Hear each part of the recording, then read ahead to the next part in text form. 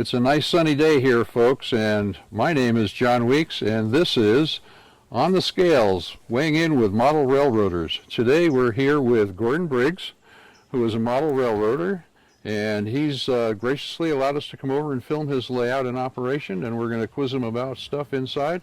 And Gordon, thank you, sir, for allowing us here.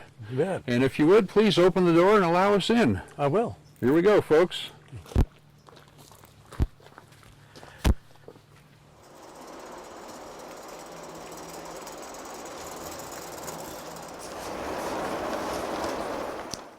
Okay, Gordon, here we are right in the middle of your empire, and we're standing by the turntable and roundhouse. What can you tell us about that? Well, it's a roundhouse that's a particular length just to cover the engines that are on it right now on the roundhouse. It's this is kind of a short line connection, and we're in Truckee right now.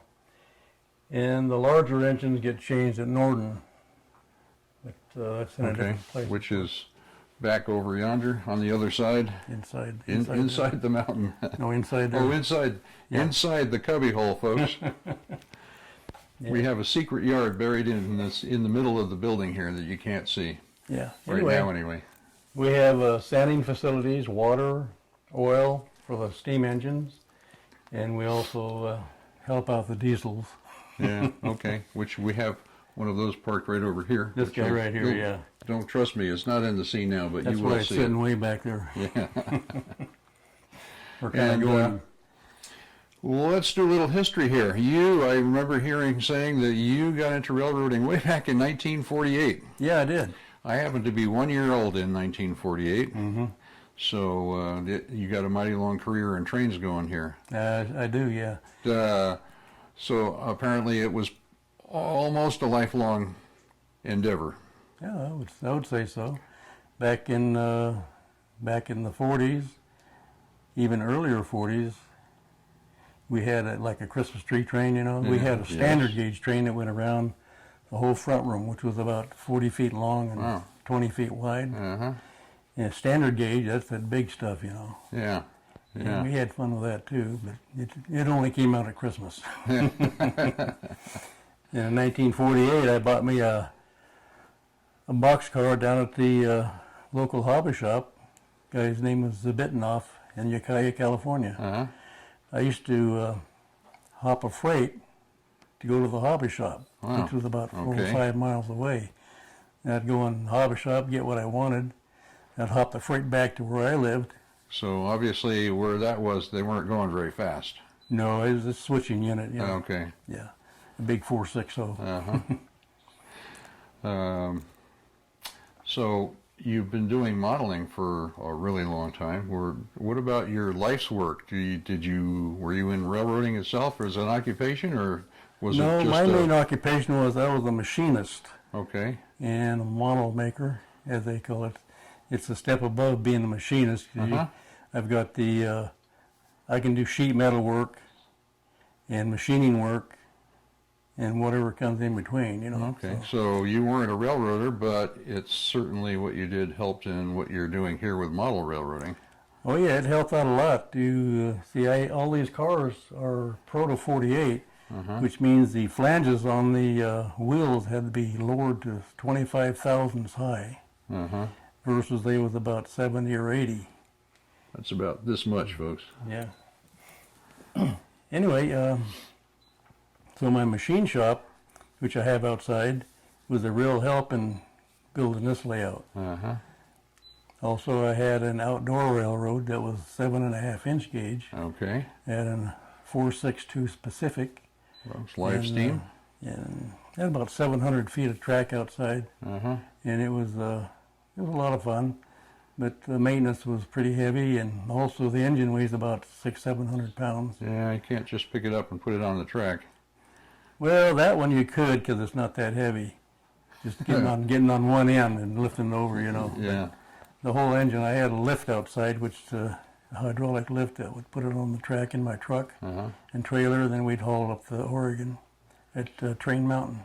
Yeah. So how does your wife feel about all of this out here? She's glad it's not in the house? Well, yeah. But she's given me the go-ahead to go ahead and go DCC if I want to, it's going to be a terrible expense. But You're a lucky man, decided- McGee, to have a wife like that. yeah, well, my wife, she built that camping, that logging outfit up on top of the hill there. Ah, well, you can't see that either, folks, but it's right over yonder in the hill. Yeah. The logging camp, and she's built a couple of structures down there in Moss Ridge for me too. Okay. Yeah. Well, But she's a real advocate of the railroading. good. Well, that's We have no problems there. it's a good thing to have one's wife on one side. Oh yeah. So I think what we're going to do now is we're going to go to a different section of your layout and see what we can find over there. Okay. How's that?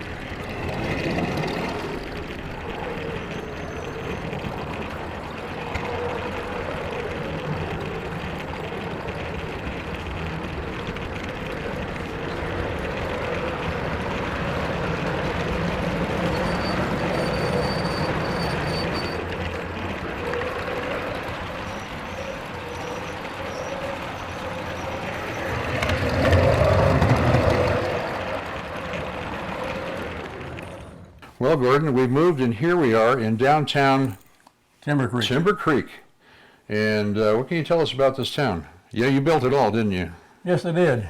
It's got the narrow gauge sitting on the side over there. That goes up to the logging camp and comes back down here for the sawmill over here.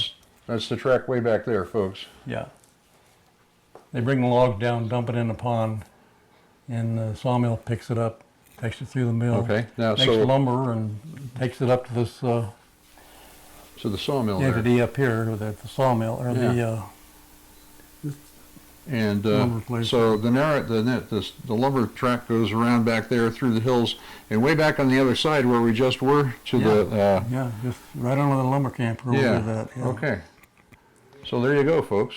Just the back and Something forth. over there we talked about that's actually connected to over here, other than the main track, and it's a different gauge. Now, is that narrow gauge also the same basic scale related to the full gauge out It's here? O scale 1/48, but it's 3-foot gauge. This is 4 foot 8.5. Okay, but it's scaled to the actual 3 foot Yeah, base, right. so it's actually 3 feet scale Yes. based to the Sure. 4 feet 8.5 Right there. inch scale out here. You can see the comparison right there. Yeah. From here. Okay, Yeah. so were these all kid buildings, or were these all built from, like they like to say in the kitchen, we're going to do something from scratch? Yeah. These are all just about basically kit buildings.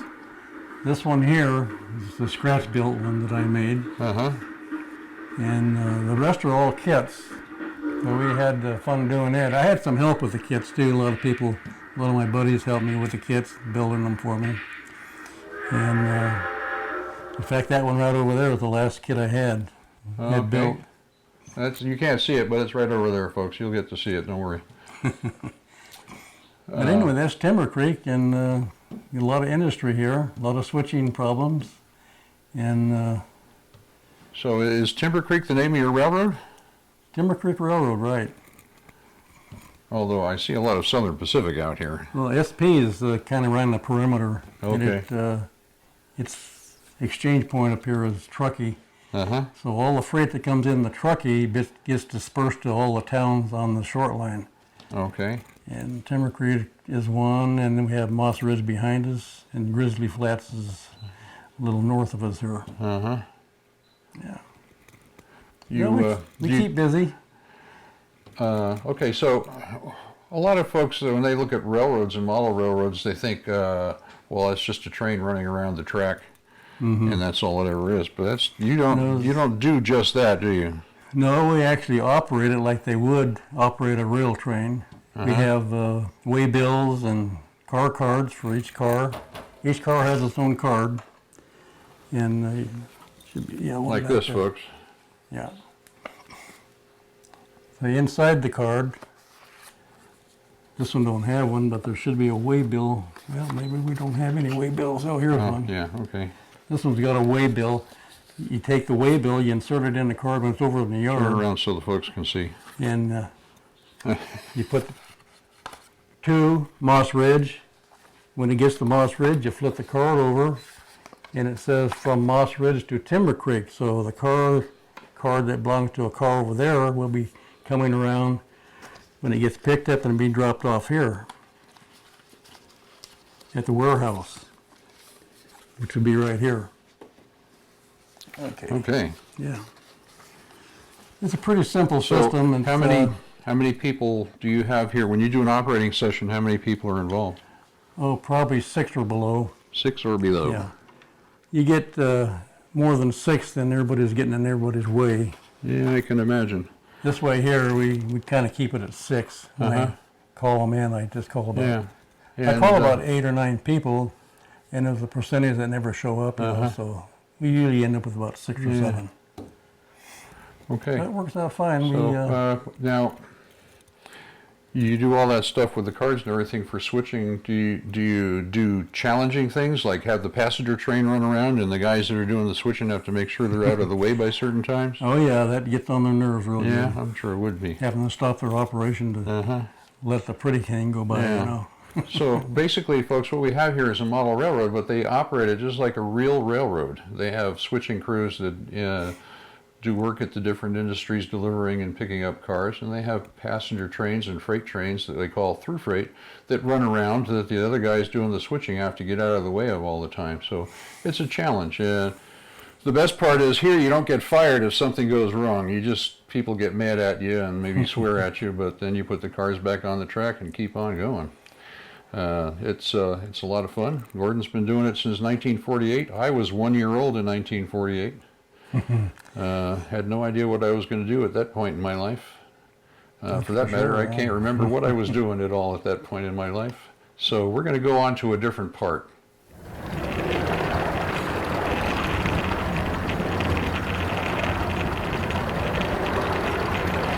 Well, folks, here we are inside Gordon's inner sanctum, and yes, I'm wearing a hat that's too small for my head because Mr. Cameraman said that the glare off the receding hairline was interfering with his view, so I had to put the hat on so he didn't get blinded by the light. Anyway, Gordon, we're in the inner sanctum here. You call it Norden. I don't see any snow sheds, but it doesn't matter. It's not going to snow in here anyway. That's right. What is it that we have in here? Well, it's actually an afterthought from the railroad outside. I had a track originally came in through the tunnel there and just stopped at the wall right there. Okay, so he's talking about track that's behind the cameraman, folks. Right. So I decided to make a yard out of it. This is where all the, this is the SP yard, and all the trains come in here. As you see, there's one back here already. And this is where the train is made up for the towns of Moss Ridge, Blue Street Flats, and Timber Creek. Okay. So the trains are made up here. They go to Truckee, and those cars get dispersed to the other parts of the layout. And then the cars that came off the other parts of the layout are put off on a siding. Those cars are picked up as empties and brought back in here. So that's basically it. So, and Truckee on your big layout is the yard that's on the other side of the wall out there? Right there. Yeah, okay. As you can see over here, there's a turntable, a 90-degree turntable. Interesting. This is where all the big stuff is turned. Okay, yeah. Normally a turntable goes 360 degrees in either direction. This turntable only goes 90 degrees in two directions, but just 90 degrees. Soldering I do in here too. And So you're all just basic testing and stuff. I just do that in here. you're kind of like a one-stop railroad shop. Yeah, it's the workshop. I spend a lot of time right here doing stuff. A lot of fun. Yeah, this is But really this great. is where we do all the work. Gordon, I want to thank you, sir, for allowing Yeah. us to come in and film your little empire here. Yeah, I'm It's glad to been a have you. pleasure. I know one of our cameramen expressed an enjoyment of trains. I too enjoy trains. I am in fact a retired locomotive engineer. So Okay, good. anyway, what the heck? Who doesn't like trains? Even the Right. people that go, trains. Poof. But Yeah. you know what? Those people stop at the department store windows and watch the trains go around the tree too, I bet. Oh, yeah. Yeah. So thank you, Yeah. sir, Okay, John. for everything. And why don't we step outside and do our final goodbyes out there? Okay, we'll do Okay. that. Good. Very good.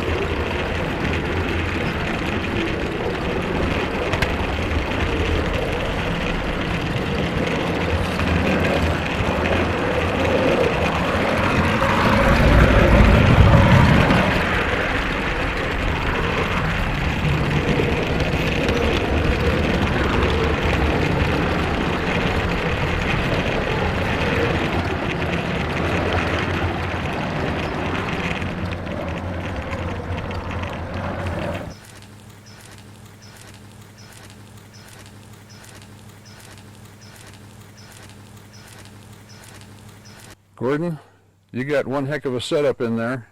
Well, thank you. It was a pleasure being here. Thank you for your gracious patience and time and sharing, and may railroading never end. Right. Thank you, sir, and we'll be in touch. You bet. Thank It's a you. pleasure having you over. Folks, tune in. We'll be back soon with another episode of On the Scales, weighing in with model railroaders.